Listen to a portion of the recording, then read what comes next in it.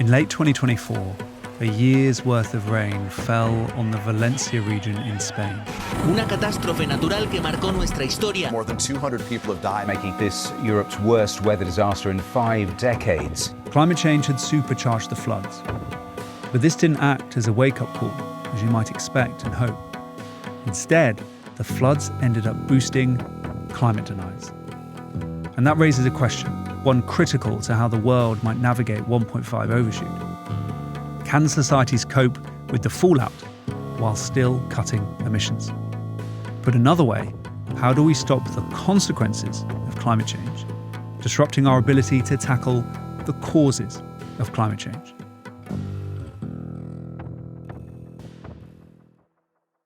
In Spain, at first, the response was remarkable. After the floods came a deluge of volunteers to help clean up the mess.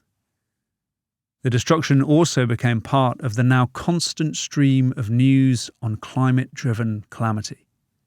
This is feeding a consistent and growing trend of public concern worldwide. We could think of all this like a self-correcting mechanism. The worse climate change gets, the louder the call for change. But that's not what happened in Spain. Valencia had experienced similar floods before, but not as deadly. And the blame couldn't be pinned on climate change alone. This was also a story of political failure. Meteorologists sounded the alarm, but the regional government fumbled the response. In a surreal moment, Valencia's president appeared on television to reassure locals that the storm was easing, even as it worsened. So when the skies cleared, frustration surged, and the people in charge got the brunt of the blame, including the Spanish king. They were throwing mud in some cases. I mean, that is unheard of, throwing mud at a king. People have really blamed the system, the authorities, for the slow response, but also the really late warnings. Amid this turmoil, something unexpected happened. Vox, a political party, used the disaster to promote its skepticism of climate change. Now, that seems like an absurd contradiction. In the wake of a deadly disaster, partly driven by climate change, the Vox politicians were arguing for less action on climate change. Their leader, Santiago Abascal, falsely claimed that the floods weren't supercharged by rising temperatures. The real culprit, he insisted, was climate fanaticism. Lo que mata es el fanatismo climático. Climate policies were to blame. His story was that environmentalists' desire to let rivers flow freely had led to the demolition of dams, which left communities exposed to surging rivers. Now, this isn't true. The only structure dismantled anywhere nearby was a small, outdated lock many years before the disaster. Nothing that would have made the floods worse. But in a moment thick with grief, this didn't matter. People were angry, and Vox exploited that anger. After the floods, polls showed their support growing, and they used that support to push for less climate action. But this tactic isn't unique to Spain. It's part of an emerging global playbook. Welcome back to Overshoot. My name is Laurie Laybourn, and this is episode 4, Derailment. It starts with a critical feature of our age. Across the world, trust in politicians is low. This creates the conditions for disasters to become politically explosive, as the devastation is easily blamed on those in charge.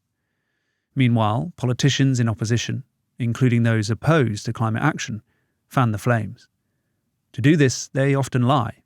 They spread misinformation. But the outcome is that they make more political capital from climate disasters than do climate advocates. The US is another example. A few months after the Valencia floods, as Los Angeles was devastated by wildfires, Donald Trump downplayed the clear role of climate change. Instead, he claimed the scale of the disaster was down to environmentalism, specifically the policy of local Democrat politicians to protect a rare fish species called smelt by stopping the overpumping of rivers. And for the sake of a smelt, they have no water. They had no water in the fire hydrants today in Los Angeles. It was a terrible thing. None of this is true. But it's the same type of argument that Abascal used in Spain. And, like Abascal, Trump set about using his power to roll back climate action. He promised to dismantle FEMA, the government's emergency response agency, while also pledging to increase the US's carbon emissions. Both will make people in LA less safe. But more disasters will also mean more anger. And that means more opportunities to win political influence and to dismantle climate action, which will lead to more climate disasters. That's a vicious cycle, a doom loop. And it's known as derailment risk, a danger that the worsening consequences of climate change could undermine action to tackle its causes. If that happens at a large enough scale, then the world could be kept off a course that avoids the very worst. It's like our ship in a storm, the one we've come back to throughout this series to understand 1.5 Overshoot. The ship's crew must deal with the chaotic impacts of the storm, but these impacts could get in the way of navigating, which means the ship then heads further into the storm, and so the impacts get worse, bringing more destructions. And as the world overshoots 1.5, something similar can happen. Breaking this doom loop is one of the biggest challenges now facing the world. The key is building resilience, just like strengthening a ship to weather a storm. In climate terms, this is often called adaptation, like building flood barriers and heat-proofing buildings. More adaptation can make societies more resilient to disasters, which could mean less chaos and anger coming in their wake, and so less opportunities for anti-climate politicians to derail action. But nearly all governments aren't investing enough in adaptation. Some simply can't afford to do it. And that means they're getting stuck in another example of the derailment doom loop. Responding to disasters drains resources, making it harder to invest in adaptation, which makes the next disaster even more costly, which means less adaptation. But even wealthier countries aren't investing enough. Take the UK, for example. We can see almost on a daily basis that we're not well adapted to climate change today. That's Baroness Julia Brown. She leads the body that advises the UK government on how to be better prepared for climate impacts. For years, the government has been making promises and plans about being better climate prepared. But there is a large and growing gap between those promises and reality. Not only are we not well adapted today, but in many areas, we aren't really even on track with planning. In some areas, we don't even seem to be planning to be prepared for the changes in climate that are coming. And yet we know they are coming. This is a problem all over the world. It's called the adaptation gap, the widening divide between what governments need to do to keep people safe and what's actually being done. The more the adaptation gap grows, the more vulnerable people will be, and the more destructive disasters will become, leading to more anger as the gap between what politicians promise and what is happening grows. Even those political leaders who support decarbonisation have often failed to invest in adaptation. They keep making lots of promises and plans, but they're not followed with enough action. Even as the world overshoots 1.5 degrees and the danger escalates, this is still happening. And it's now getting absurd. Because some governments are even claiming they have plans to adapt to a 4-degree temperature rise. Like the French government, which in March 2025 published its climate adaptation plan.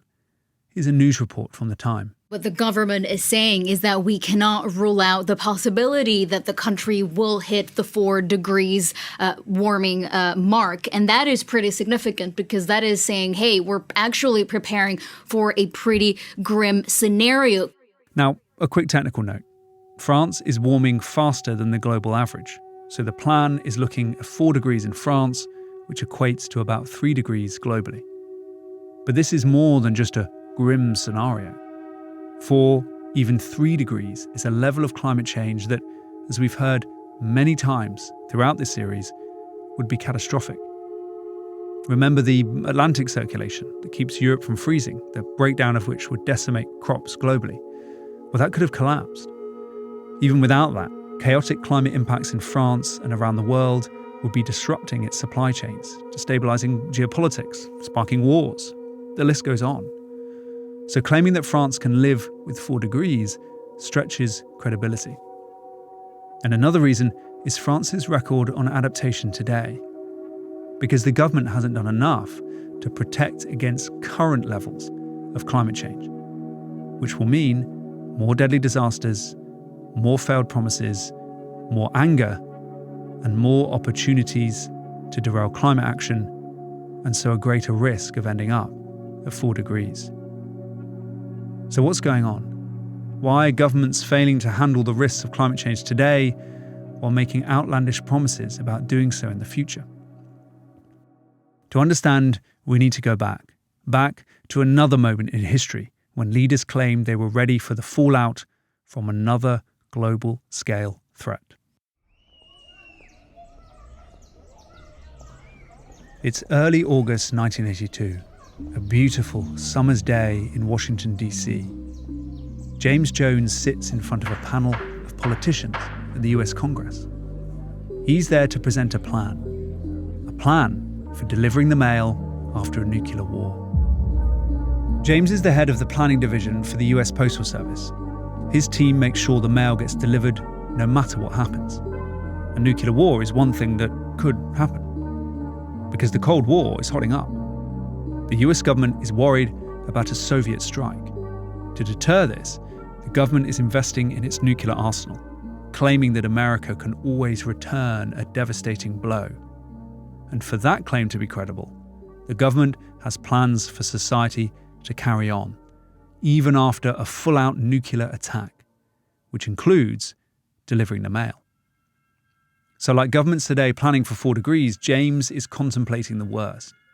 His plan's meticulous. Detailed hierarchies show how teams will be reconfigured if the Washington HQ is wiped out. There is an elaborate process for registering what he calls the relocated population. The document runs to some 300 pages. But as James confidently wraps up, the congressmen are wide-eyed. The chairman breaks the silence. What if no one shows up to work? What if there aren't any postal workers left? James says he doesn't know the answer. And as the hearing goes on, it becomes clear the plan has never been tested. It assumes roads and railways will mostly survive. It expects small, rural post offices to manage a national service when all the cities are gone. At one point, an exasperated congressman exclaims, "There's just not going to be that many people left to read or write letters after the nuclear bombs explode." One of James's team steps in. Those that are will get their mail. Things only got worse over the rest of the hearing, the plan unravelling. But to be fair to James and his hapless team, their plans were based on official government analysis. And it said that the consequences of nuclear war wouldn't be that bad. One assessment even confidently said that, quote, "the United States could survive a nuclear attack and go on to recovery within a relatively few years." Here's an official film from the time, made by FEMA. Destructive as such an attack might be, we can survive. It would not mean the end of the world, the end of our nation. But it all had a fatal flaw. The same flaw, in fact, that we heard in the last episode. Like climate risk assessments today, the government assessments of nuclear war used inaccurate assumptions. And like them, one of the biggest was to exclude the domino effects of the bombs. The original picture of a nuclear war was the bombs drop, the craters occur, there's damage, but then almost immediately afterwards you can begin to rebuild. That's Richard Turco, a scientist who worked on the effects of nuclear war at the time. But the local impact of the bombs was only part of it.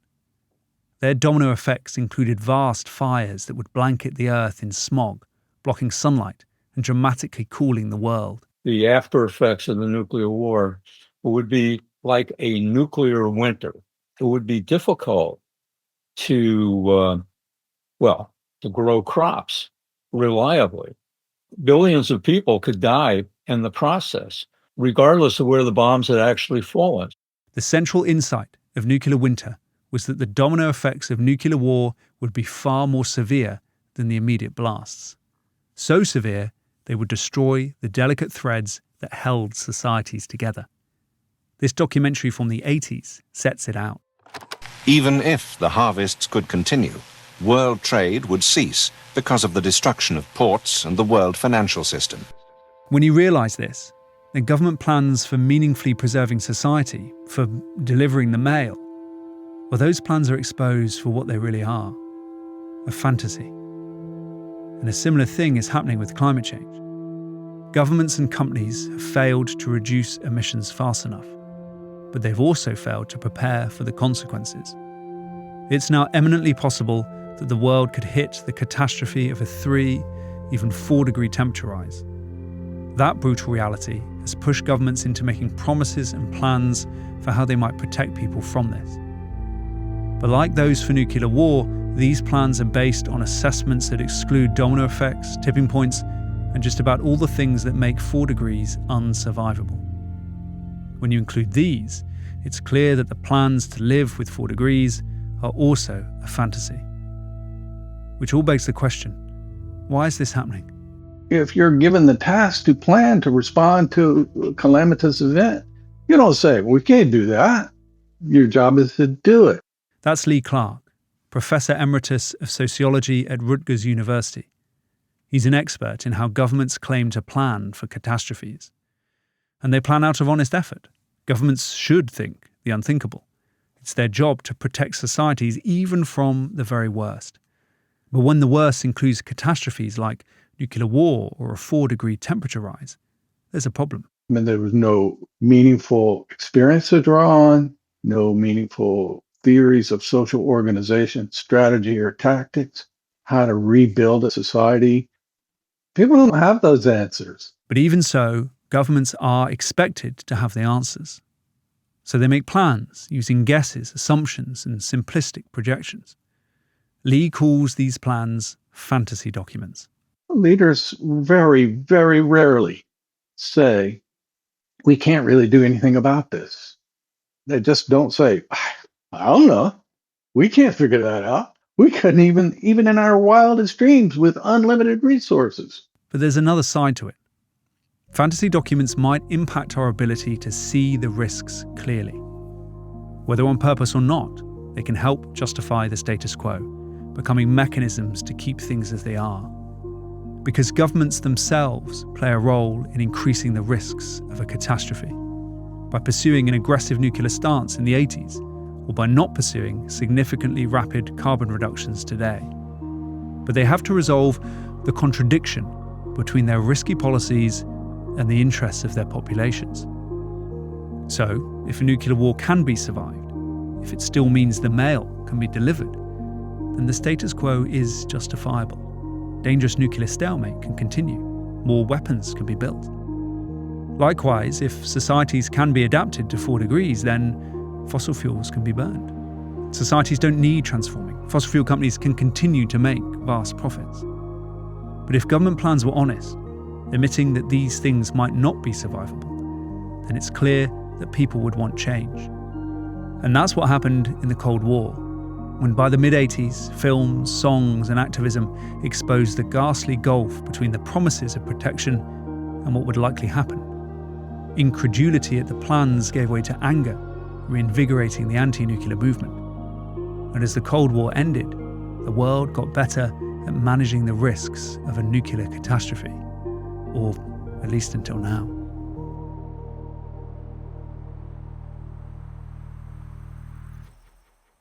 But we haven't yet seen the same thing with climate change. There's of course a strong global climate movement, rightly focused on cutting emissions. And communities on the front line of climate impacts have long called for more support from wealthier, high-emitting nations to help them adapt and to compensate for loss and damages driven by a problem that they didn't cause. Yet in wealthy, powerful countries, there's little public outrage at governments claiming they can keep people safe at 4 degrees, or at their failure to keep them safe now. Well, at least there wasn't until events like the floods in Valencia, which have led to the opposite type of politics to what happened in the nuclear era. one that increases the risk of catastrophe. And that's because climate change is different. It's not a singular event that can be avoided, like nuclear war. It's an era in which we now all live. The catastrophe is playing out. So if governments keep failing to protect people, at home and abroad, the growing experience of this catastrophe will fuel more anger. And that can be exploited to derail climate action, which will then push the world closer to 4 degrees. So it's clear that the era of fantasy plans and failed promises must end, that adaptation gaps must now close. Like ships in a storm, societies must become more resilient to the impacts of climate change today so they can stay focused on navigating away from the chance of 4 degrees tomorrow. But the central question is what type of resilience can help societies hold the course? The reason why we're even vulnerable to climate change and need to adapt has to do with the political system that we live in, the way that society is structured, and all sorts of things like that. That's Professor Lisa Schipper, an expert in climate vulnerability and resilience at Bonn University in Germany. In a world above 1.5 degrees, resilience isn't just about being better prepared in the traditional sense of hardier infrastructure. It's about changing systems, it's about changing attitudes, it's about changing behavior. It's really about fundamentally adjusting the way that we live in order to face and accept and be able to survive in the changing climate. And recent events give us an idea of what this kind of resilience could look like, if the design principles we can apply to society at large to better weather Overshoot. It was out of the fires in Los Angeles, as the smoke cleared, that people spotted something remarkable. Amid rows of homes reduced to piles of ash by the Palisades fire stands a house that held out against the flames and smoke that scorched northwest Los Angeles last week. Down a street, in a whole neighborhood completely destroyed by fire, one house survived. And it was built using a design called Passive House. It makes buildings very energy efficient. They're sealed, so the movement of temperature can be tightly controlled. A news report from the time explains what happened. It behaves different in a fire than a traditional house, where embers get sucked inside through roof vents. It's one of the reasons why we've seen homes in Los Angeles burning from the inside out, something the passive home seeks to prevent. But the design didn't just mean the house survived the fires. Before, it also needed far less heating and air conditioning. This saved its residents money on bills, improving their lives.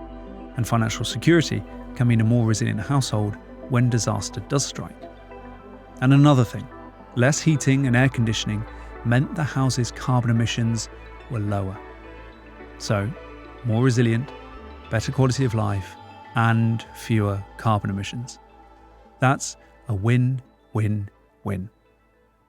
Here's one of the family who lived in the house, talking to local reporters. We designed the house to be both fire resilient and sustainable. And happily, those two systems are often one and the same. This goes beyond buildings. Similar design principles can be applied to societies at large, because we need more than just resilient buildings to navigate the storm of 1.5 Overshoot. Supply chains, economies, our behavior, politics, our relationships, all these things must become resilient like that LA house, safer from climate impacts while also helping cut emissions and improving lives. That's critical to how we can avoid climate consequences derailing climate action. If people feel safer now, not just in their homes, but across society, anger can be better managed. That leaves less space for anti-climate forces to derail action, helping emissions fall even as societies experience a dramatic escalation in climate impacts. So there's a race on, a political race, over who can help people feel safe in the new climate reality of Overshoot. The right kinds of solutions, those that also cut emissions, must win that race.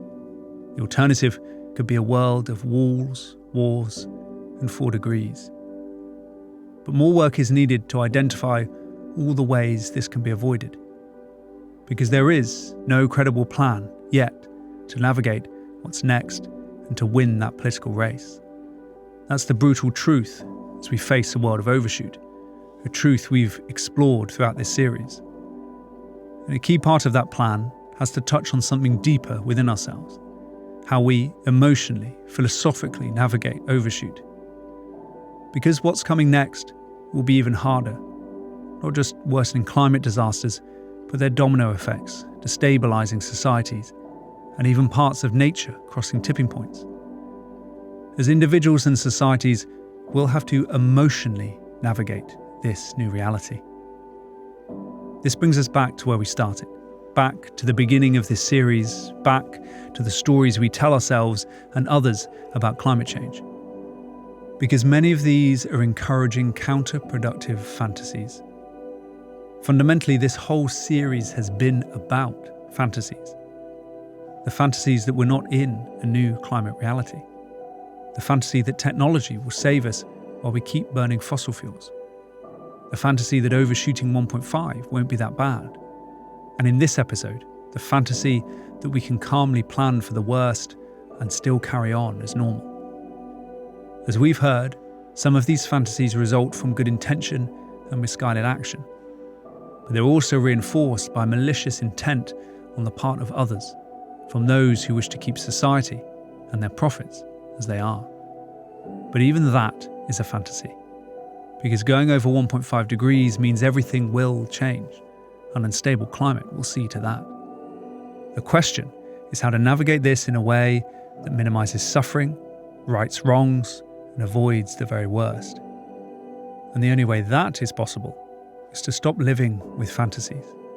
Like sailors who enter a storm, certain mindsets do not equip the crew to navigate effectively, particularly mindsets of imminent salvation and utopia, or inevitable damnation and dystopia.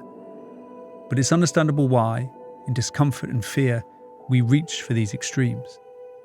To explain, here's Rupert Read, co-director of the Climate Majority Project and a long-time climate activist. When things have gone wrong in the past, when we've been headed for a seeming catastrophe or dystopia, what people have often done in response is they've posited some kind of utopian alternative, some way that everything could turn out all right. But it's clear that utopia isn't going to happen, or at least not for a while. And making unequivocal promises that say otherwise could, as the new reality comes bearing down, foster mistrust and anger. So a utopian mindset might not be enough for overshoot. Similarly, dystopian mindsets are also powerful motivators, like during the Cold War, when the spectre of nuclear apocalypse was all too real. Imagining that future helped avoid it. But climate change is different. The chance to definitively avoid it has long passed, if it were ever possible. So as things terrifyingly escalate, it could feel like dystopia is inevitable. And that could lead to despair and anger, which is understandable, natural. But those emotions could be disabling, undermining climate action, or exploited to derail. So binary mindsets of win, lose, utopia, dystopia might not help us navigate overshoot. We need a different mindset, one that charts a way between these extremes. So what is it to have a credible way through the storms that are coming? It is to have a picture of how we go into those storms together, transformatively adapted to the damage that is coming and the worse damage that will follow, having a gritty, credible path that can take us through what is coming. Rupert Read calls that a through-topia. Because if it's not full utopia or full dystopia that might not reliably motivate us anymore, it might be something in between, something about navigating through, which can of course include shades of both utopia and dystopia. And these are similar to the kinds of stories told by people from communities that have experienced dislocation and disaster for centuries, who've long been in the storm and to who the rest of the world is now catching up. One example is the island of Rapa Nui, which some call Easter Island. In episode 1, we heard one popular story about the island, that the historical Rapa Nui people short-sightedly overused their natural resources, driving their society to collapse. This seems to offer a guide for our current moment, but it's not true. The real story is that global economic forces push Europeans to brutally exploit the Rapa Nui and the island, causing a catastrophe. This story is more pertinent for today, with global rules allowing powerful interests to distract and delay climate action. But all of these, the true and the false story, are still predominantly Western-mediated stories. Instead, perhaps it's the mindset of the Rapa Nui themselves that we can learn most from for what comes next. Because their perspective is almost entirely missing from the Western-told stories of the island. Here's Hedereki Huke, a Rapa Nui architect and researcher. We almost faced extinction. There was a moment in history that there were only 110 of us remaining in Rapa Nui. And we navigated that.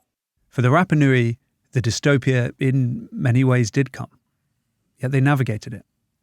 Now, I'm not arguing that something similarly extreme will happen to the whole world, but things will get worse.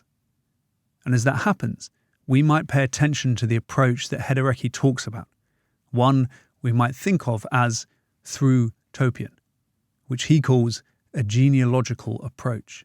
Having a genealogical approach means that you embody every one single person that was before you. And you are committed to every one single person coming after you. So in a certain way, it takes you apart from your current reality and forces you to live in a more historical approach. This is a mindset in which society isn't seen as individual losses and gains, but instead as a collective, working together not just in the moment, but through time. Maybe I won't fulfill every single expectation that I have of myself. Maybe I won't reach or I won't succeed in every single endeavor that I can see during my life. But I can have faith that through the next generations, we will strive. We've met this mindset throughout the series. It was partly with future generations in mind that the low-lying islands fought for the 1.5-degree goal. It was for her love for her grandchildren that drove Sue to ask awkward questions of her pension fund. It is our collective responsibility to people and planet through time that makes fairness the critical issue, not just morally for climate change generally, but for the practical project of navigating the Overshoot storm. Because leaving communities who did little to cause climate change to suffer its worst impacts, or leaving younger and future generations a greater and greater carbon-sucking burden, well, that won't just be unbearable, but could create the instability and resentment that truly derails the world from avoiding the worst. And the intergenerational principle is apparent in the Rapa Nui approach to dealing with the impacts of climate change on the island today. The land is not just land, it's something else. It's something that it was given to you, that you have the honor to be part of, that is intertwined with your own genealogies. It's you, it's your ancestor, and it's been with you since ever, way before you arrived to that land. So more than anything, it is this mindset, taken globally, that's needed to navigate the figurative and literal storm of 1.5-degree overshoot. There is no denying this storm. There is no easy way out of this storm. The world will not exit it anytime soon. That's our reality. But it is not a counsel of despair. It is something to face and to navigate.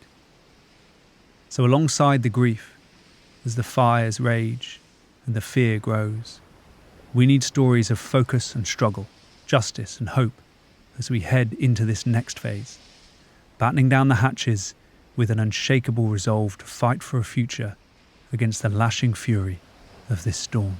We act in history, we act in time.